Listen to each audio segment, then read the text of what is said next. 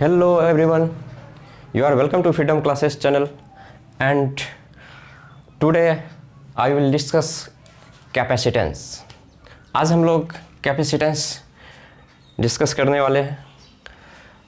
तो कैपेसिटेंस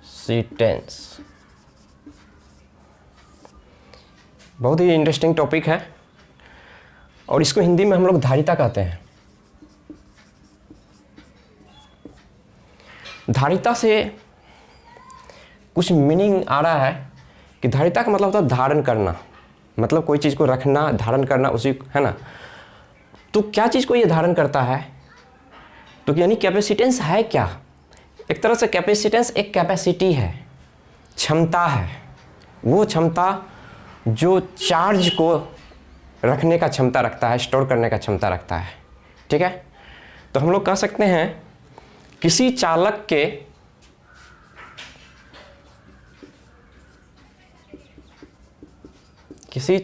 के आवेश एवं ऊर्जा धारण करने की क्षमता ही धारिता कहलाता है।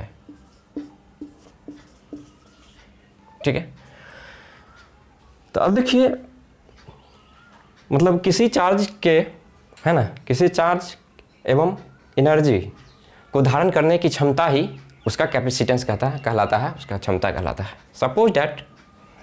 सपोज दैट एक बकेट है, ये बाल्टी है, एक बकेट, हमने इसमें वाटर स्टोर करना स्टार्ट कर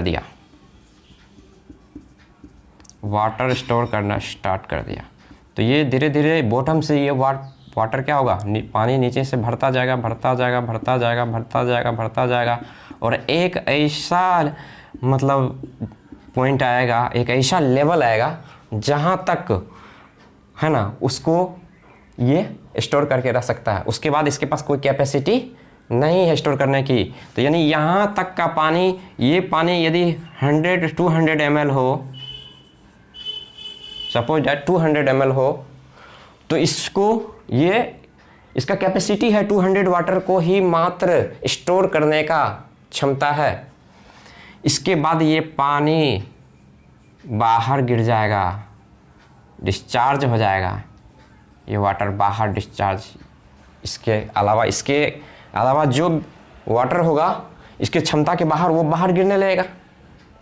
तो जस्ट इसी तरह हम लोग किसी कंडक्टर के अंदर जब हम लोग चार्ज को स्टोर करवाते हैं तो उसकी एक क्षमता होती है, एक लेवल होती है और उस लेवल तक ही उसमें चार्ज रह पाता है, स्टोर रह पाता है। उसके अलावा उसके क्षमता से जैसे ही ज़्यादा होगा तो, है ना, वो चार्ज, वो आवेश क्या हो जाता है, डिस्चार्ज होने लगता है ना। और उसको हम लोग कहते हैं, जो चार्ज जो है ना डिस्चार्ज होता है, उसको कोरोना डिस्चार्ज हम लोग कहते हैं, कोरोना डिस्चार्ज। और ये जो लीकेज है, ये जो चार्ज का जो लीकेज है वो वायु में होता है ना, हवा में ही होने लगता है और इसके इस चालक के आसपास ही। तो इसको, उस लीकेज को हम लोग कोरोना डिस्चार्ज कहते हैं। तो अब देखिए, चालक जो है ना, चालक का जो आवेश जो है, जो हम लोग आवेश देते हैं, तो आवेश देने से उसका पोटेंशियल बढ़ता है। आवेश यदि हम लोग देते हैं, बढ़ाते हैं, तो पोटेंशियल भी बढ़ता है, विभव भी बढ़ता है। और यदि चार्ज घटाते हैं तो विभव भी घटता है। इसका मतलब इस दोनों में क्या डायरेक्ट रिलेशन है, यानी चार्ज जो है डायरेक्टली प्रोपोर्शनल है, Q is directly proportional to potential. यानी कहने का मतलब हम लोग लिख सकते हैं कि यहाँ पे ये जो चार्ज है ये डायरेक्टली प्रोपोर्शनल है किसके, पोटेंशियल के। जहां ये चार्ज Q क्या है, चार्ज है, V क्या है, पोटेंशियल है, जिसको हम लोग विभव कहते हैं।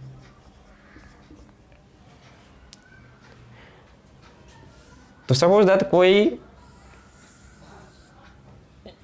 ये कंडक्टर है, ठीक है, ये गोलाकार चालक है। सपोज दैट यहाँ पे हम लोग चार्ज इसमें दे रहे हैं, तो अभी है ना, तो चार्ज दे रहे हैं तो यहाँ 0 से Q और पोटेंशियल भी 0 से V हो जाएगा। यदि Q चार्ज दिए तो पोटेंशियल भी हो गया। तो यानी Q चार्ज बढ़ने से पोटेंशियल भी बढ़ेगा, चार्ज को बढ़ाएंगे तो पोटेंशियल भी बढ़ेगा, चार्ज को घटाएंगे पोटेंशियल भी घटेगा। क्यों? क्योंकि दोनों में डायरेक्टली प्रोपोर्शनल है, दोनों में डायरेक्ट रिलेशन है। एक बढ़ेगा तो दूसरा भी बढ़ेगा, दूसरा घटेगा तो है ना वो भी घटेगा। चार्ज बढ़ेगा तो पोटेंशियल भी बढ़ेगा, पोटेंशियल घटेगा, ये चार्ज घटेगा तो पोटेंशियल भी घटेगा। तो डायरेक्ट संबंध है, दोनों में डायरेक्ट रिलेशन है। तो अब चलिए, यदि हम इस कांस्टेंट को हटाते हैं तो यहाँ पे Q बराबर C इंटू V हो जाएगा। तो ये और C बराबर हम लोग लिख सकते हैं Q बाय V।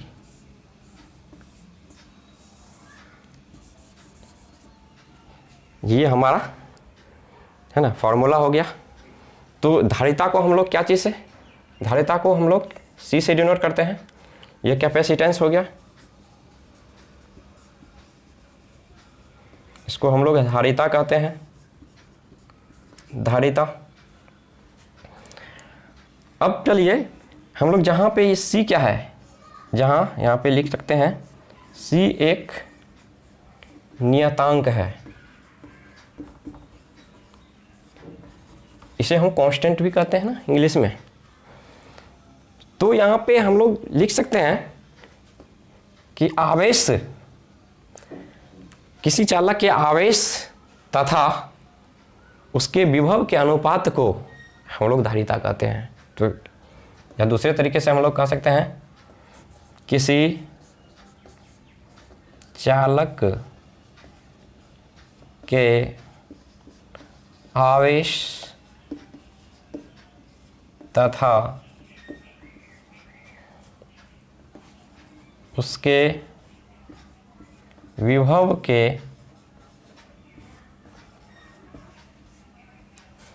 अनुपात को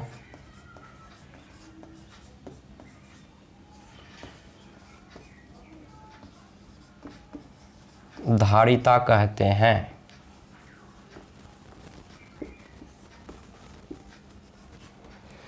ठीक है, तो ये सारा पॉइंट आप लोग देख सकते हैं।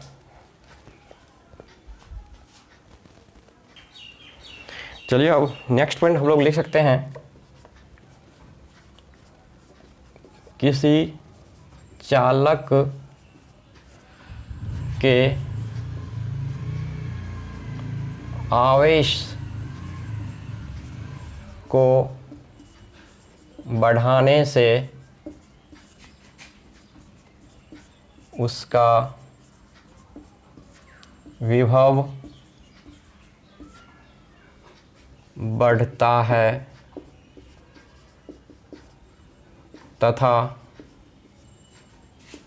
आवेश को घटाने से उसका विभव घटता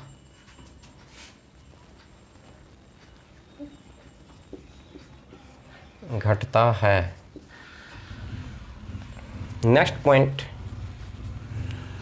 धारिता एक अदिश राशि है।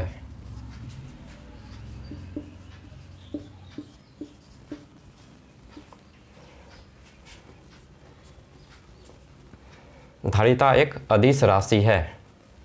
नेक्स्ट पॉइंट, धारिता का विमा।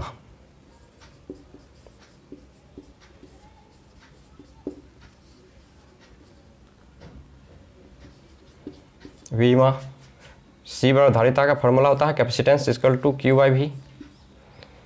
तो देखिए क्यू क्या है, ये क्या है, चार्ज है, charge by potential, charge by potential. Charge क्या होता है, क्यू बराबर आई इंटू टी, तो आई टी पोटेंशियल। तो पोटेंशियल को हम लोग निकालते हैं V बराबर डब्लू बटा क्यू, चार्ज होता है डब्लू बटा क्यू। तो ये डब्लू का हम लोग जानते हैं वर्क है, तो एम एल स्क्वायर टी का पावर -2 हम लोग पहले ये सब कर चुके हैं। तो क्यू का फिर होगा आई इंटू टी, नीचे से ऊपर ले जाएंगे तो ये हो जाएगा एम एल पावर 2 टी का पावर -3 और आई -1। तो ये हो जाएगा पोटेंशियल का। तो यहाँ पे पोटेंशियल का हम लोग रख सकते हैं एम एल स्क्वायर टी -3 आई -1। फिर नीचे वाले को ऊपर ले जाएंगे तो ये m का पावर -1 L 2 टी का पावर माइनस से प्लस हो जाएगा, यहाँ पे प्लस है तो ऊपर जाने से माइनस हो जाएगा चार्ज पावर, और यहाँ पे t -3 पावर है तो ऊपर जाने से क्या हो जाएगा, प्लस हो जाएगा, तो t का पावर 4 हो जाएगा, और i भी प्लस हो जाएगा ऊपर जाने से तो i का पावर 2 हो जाएगा। और हम लोग i के बदले क्या लिखते हैं, m भी लिखते हैं, तो m -1 हो जाएगा, L -2 t पावर 4, i के बदले a लिखा जाएगा पावर 2। ये डायमेंशन हो गया कैपेसिटेंस का। हम लोग इस तरह से है ना कैलकुलेट कर सकते हैं, एग्ज़ाम में भी पूछा जाएगा तो हम लोग आसानी से लिख सकते हैं। इसको याद करने का कोई ज़रूरी नहीं है, और याद इतना बड़ा बड़ा डायमेंशन हम लोग कितना याद रखेंगे, बहुत सारा डायमेंशन है। तो हम लोग को निकालने का तरीका होना चाहिए, उसका फार्मूला किस तरह से हम लोग निकाल सकते हैं, है ना, किस तरह से हम लोग उसका वैल्यू ज्ञात कर सकते हैं। चलिए उसका अब SI मात्रक क्या हो जाएगा, धारिता का SI मात्रक, धारिता का SI मात्रक। देखिए SI मात्रक क्या होगा बताइए, C बराबर Q बाई V।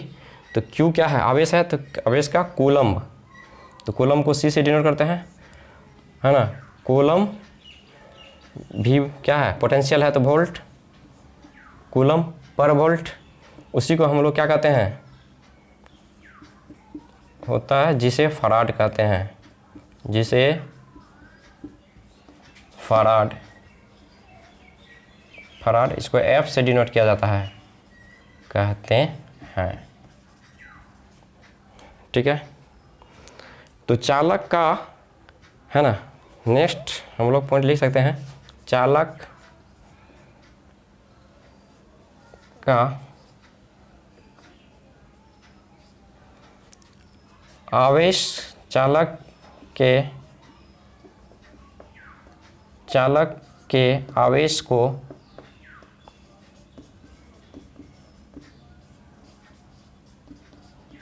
परिवर्तित करने से विभव भी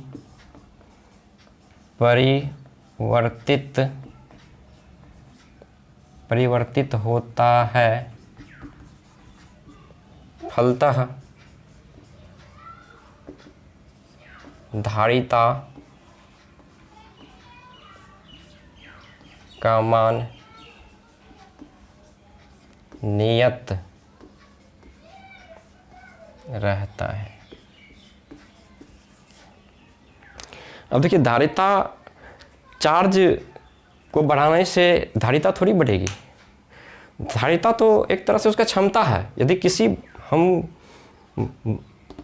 कोई भी बर्तन है उसमें यदि हम लोग चार्ज को रखते हैं तो जितना बड़ा बर्तन होगा यानी उसका साइज ज़्यादा होगा तभी तो ज़्यादा चार्ज उसमें प्रवेश कर सकता है। यदि साइज पे डिपेंड करता है, शेप पे डिपेंड करता है, न कि चार्ज पे डिपेंड करता है, ठीक है। तो इसीलिए धारिता का मान चार्ज बढ़ाने से कोई फ़र्क नहीं पड़ेगा, पोटेंशियल बढ़ाने से कोई फ़र्क नहीं पड़ेगा, ये इसका मान नियत रहता है, ठीक है।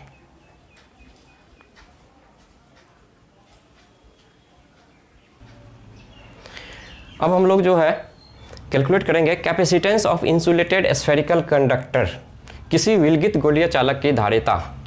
हम लोग मान लेते हैं सपोज डैट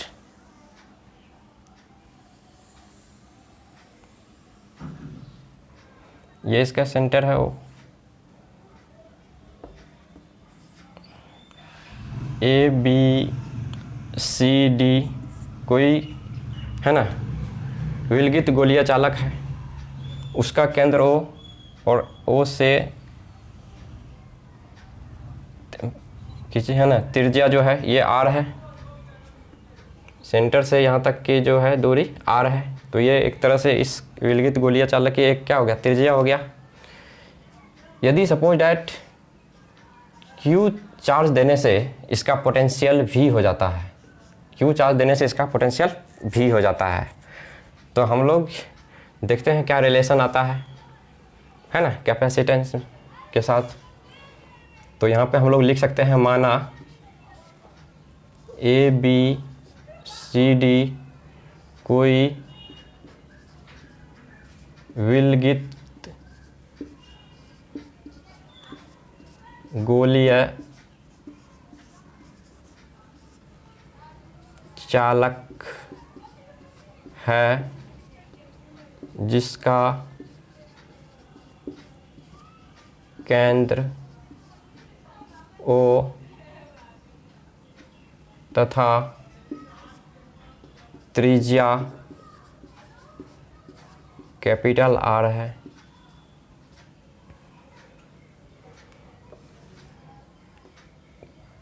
चालक पर क्यू आवेश देने से उसका विभव भी हो जाता है। तो इसलिए पोटेंशियल जो है हम लोग जानते हैं, पोटेंशियल का फॉर्मूला क्या होता है, विभव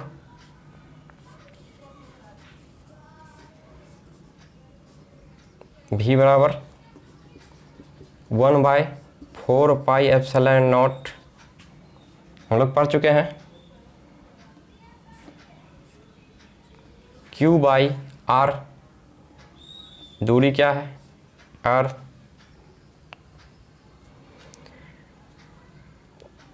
अतः धारिता क्या हो जाएगा, धारिता C इक्वल टू हो जाएगा Q by V, Q by V हो जाएगा। तो अब Q V का वैल्यू यहाँ से हम लोग रख सकते हैं 1/4 pi epsilon not Q upon R। अब नीचे वाला ऊपर चला जाएगा, Q into 4 pi epsilon not into R हो जाएगा, और ये नीचे वाला Q ऊपर वाला नीचे आ जाएगा, Q से Q कट जाएगा। तो अर्थात C का वैल्यू जो आ जाएगा हम लोगों को फाइनली आ जाएगा 4 pi epsilon not into R।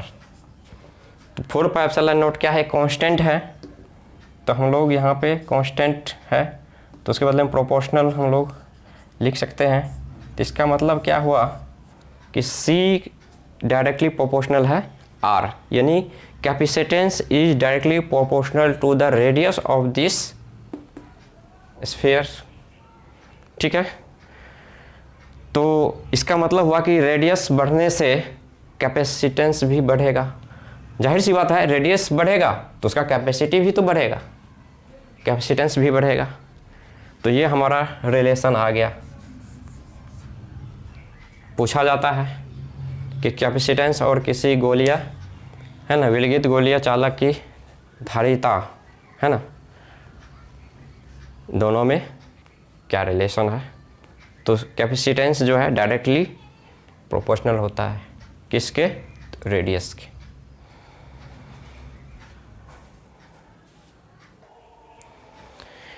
चलिए इसके बाद हम लोग को एक क्वेश्चन है, लाइट चली गई है इसलिए थोड़ा सा डार्क लग रहा है। तो क्वेश्चन ये है कि पृथ्वी की त्रिज्या जो है हम लोगों को है ना 6400 किलोमीटर है, तो उसका धारिता क्या होगा, तो कितना होना चाहिए धारिता, तो देख लीजिए हम लोग को दिया हुआ है आर का वैल्यू, रेडियस ऑफ अर्थ दिया हुआ है 6400 किलोमीटर।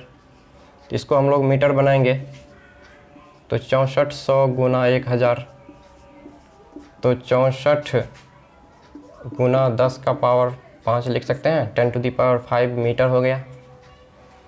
ठीक है, तो और हमको कैपेसिटेंस बराबर जानते हैं, अभी जस्ट हम लोग प्रूफ किए हैं। We know C = 4πε0 into R। तो इसका मतलब ये हमको है ना 1/4πε0, और रेडियस पता है 64 गुना 10 का पावर 5। तो आप बताइए ये 4πε0 का वैल्यू कितना आएगा। हम लोग जानते हैं 1/4πε0 का वैल्यू हम लोग पढ़ रहे हैं 9 × 9 होता है। तो इसको क्रॉस मल्टीप्लिकेशन करेंगे हम लोग, तो ये क्या हो जाएगा, ये हम लोग लिख सकते हैं 4πε0 इंटू ये दोनों मल्टीप्लाई हो जाएगा 10⁹ = 1। तो इसीलिए 4πε0 का वैल्यू हो जाएगा 1/9 इंटू 10⁹। तो यहाँ पे हम लोग लिख सकते हैं 1/9 इंटू 10⁹, 64 इंटू 10⁵। ठीक है, तो इसको हम लोग डिवाइड करेंगे 64/9 हो जाएगा। ये पावर नीचे से ऊपर जाएगा तो प्लस है तो माइनस हो जाएगा, तो क्या लिखेंगे, यहाँ पे है 10⁵ ये, और ये पावर ऊपर जाके माइनस में आ जाएगा। तो 64/9 इंटू, तो यानी -9 में से 5 जाएगा तो +5, 10⁻⁻4 आ जाएगा। और इसको 9 से डिवाइड करेंगे 64 में, 9 तो 63, और यहाँ पे आ जाएगा 10 तो 1, तो यानी 7.11 इंटू 10⁻⁻4। सी का वैल्यू आ गया इतना फराड आ जाएगा, इतना फराड F। ये वैल्यू है ना, यहाँ पे 10⁻⁻4 है, ये वैल्यू इम्पोर्टेंट है, डायरेक्ट है ना, ऑब्जेक्टिव में पूछा जाएगा तो हम लोग टिक कर सकते हैं। ठीक है, नीट में भी एक बार पूछा गया था ये वैल्यू कैपेसिटेंस का। तो आज के लिए बस इतना ही, और यदि आप लोगों को ये वीडियो पसंद आए तो लाइक कीजिए, सब्सक्राइब कीजिए। आज के लिए बस इतना ही। जय हिंद।